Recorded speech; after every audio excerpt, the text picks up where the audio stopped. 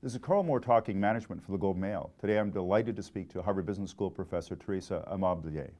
Teresa, you've said there's a disengagement crisis. What do you mean by that, and what is causing it?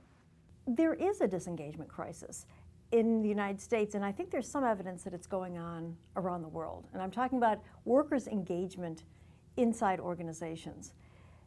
People in organizations across society, across the entire spectrum of age levels and income levels, are becoming quietly disengaged from what they do. And what I mean by that is they're less motivated by the work that they're doing, they're less satisfied with their jobs. And if you look deeply inside the hearts and minds of people as they're working, as I did in my research, you'll find that this is endemic across industries. I think it's due to a number of reasons, but I think the primary one is that people don't feel that they are being supported in achieving anything in truly meaningful work. And at least that's what I've seen in my research, and there's some evidence that this is going on across the board. Let me give you a little bit of background data on this. Job satisfaction has hit a low point in the US, certainly in the last half year or year. It's even worse than it was at the height of the financial crisis, which is really kind of peculiar.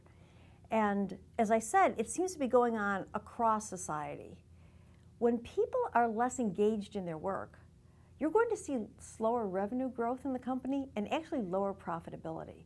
So essentially, engagement, employee engagement, drives the bottom line. What should a manager do to get greater engagement among their people? Karl, I think the most important thing that a manager can do to really engage people more deeply in their work is to help them find meaning in what they're doing every day.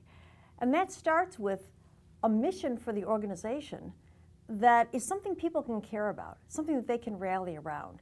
Not just profits, not just making money for shareholders, but something where people feel that they are contributing to something that they can care about.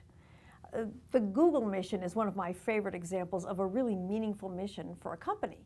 Their mission is to organize the world's information and make it universally accessible and useful.